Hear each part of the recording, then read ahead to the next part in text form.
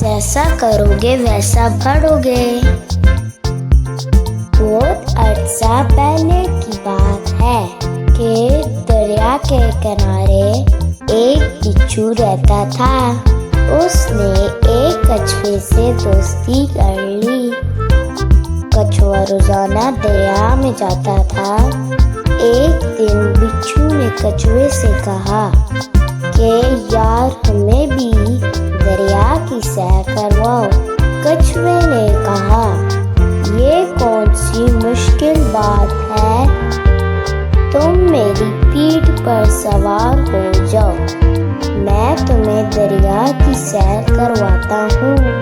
बिच्छू कछुए की पीठ पर सवार हो गया।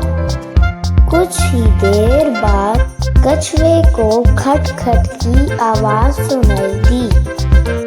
उसने बिच्छू से पूछा कि ये कैसी आवाज है? बिच्छू बोला, डंग चला रहा हूँ। मैंने पूछा, वो क्यों? बिच्छू बोला, ये मेरी आदत है, मैं अपनी आदत से मजबूर होकर डंग मारता हूँ। कछुए को गुस्सा आ गया तो उसने इंतकाम लेने का फैसला किया। कुछ देर के बाद कछुए ने दरिया में गोते लगाना शुरू कर दिए। दरिया में गोते लगाना मेरी आदत है।